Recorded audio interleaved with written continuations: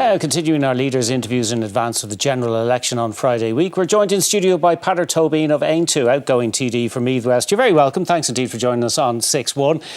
Your manifesto has been published tomorrow, so we can't go into any great detail on it. But just to get a flavour, one of the big themes in this election campaign is the balance between possible tax cuts or investment in public services. Where is Aontu coming down on that? Yeah, so first of all, I will say we're not a party of auction politics. It's not about, I see you, you're a billion and I raise it another.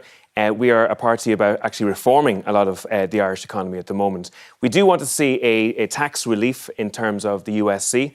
So over 5 years, we want to see USC disappear for incomes below 50,000 euros, which would cost about 1.9 billion euros to implement. And that would be a tax relief that would actually help the people on the lowest and middle incomes, but it would also help people on higher incomes as well.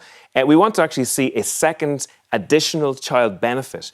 So obviously we're going to leave the child benefit as it is, but we do need to focus on about the 100,000 children in this country who are in poverty, and we need that to focus in relation to those families as well. But I will say one of our big issues here is the issue of accountability and making sure we don't waste as much money as the government is wasting at the moment. So we want to see a junior minister with the responsibility of actually stopping waste from procurement right up to completion of projects. And that junior minister will be located in the department of the Taoiseach, reports to the Taoiseach on a weekly basis, and make sure that the Taoiseach is on the hook for any waste that happens in this country in future. Could be a job for you if you're in a coalition. Well, possibly, but I will say that I do think that the current Taoiseach has serious questions to answer over the issue of accountability, and even just not being able to answer questions about who signed the contract for the children's hospital is a major problem. We will deal with those questions when we talk to Simon Harris. But let's focus on Aontu. One of the issues that you made a lot of running on is immigration, and you say you have a common sense policy on immigration. One of the planks of it is to put a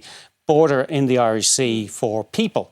Sure. Now, that would presumably require the agreement of the British government and cross-community support in the Assembly. So how practical is it? Well, first of all, we do have a Irish Sea border now for goods currently because of the whole Brexit situation. And it's not very popular with unionists. For sure, and people said it would never happen, and it did happen, OK? And the one thing I will say is that an Irish Sea border is in the benefit of the Dublin government and the London government, because at times there are flows of people through the south of Ireland into the north and into Britain as well. So it has to be said that one of the big problems we have at the moment is that we're not able to control the people coming on to the island of Ireland. Yeah. And as a result, I understand the problem, but I just want to know how practical it is that you'll actually get agreement on that. It's not even just practical, it's essential. The government doesn't know when people leave the country or not. And until the day we're able to measure who's coming onto the island of Ireland and who's leaving, we won't be able to manage this situation. But you're proposing a policy that isn't in your power to deliver. Well, first of all, we're proposing that the very first instance that the government go to the British government and sit down and try to negotiate a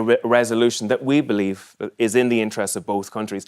But for the government to say that we can't do it without even asking the British government does not make sense. OK, you broke with Sinn Féin over abortion, obviously, as people would know. Is that a red line for you when it comes to government formation? I mean, or do you accept the legal situation as it is at the moment? Well, first of all, we don't want to see a change in the law in terms of the 3-day wait period of time. We would like to see a future government invest money to make sure that mothers have the economic confidence to be able to raise their children, because we know that about 85% of abortions happen because of socio-economic reasons, and some of the pro-choice parties actually implement policies that make women feel that they have no choice. So that's our first objective, make sure that mothers have the economic confidence to be able to raise their children. But are you looking to roll back the law as it stands at the moment? Well, we would like to see a big ethical discussion on the issue of disabilities, because right now some of the masters of the maternity hospitals have said that a large number of children with disabilities are not making it to full term in relation to, let's say, Down syndrome. And, we dress up as a country of diversity, but what does it say about us if we get to a situation where up to 95% of children with Down syndrome do not make it to full term? Your website says people who are pro-life cannot now in conscience support or canvass for Fianna Fáil, Fine Gael, Labour or Sinn Féin.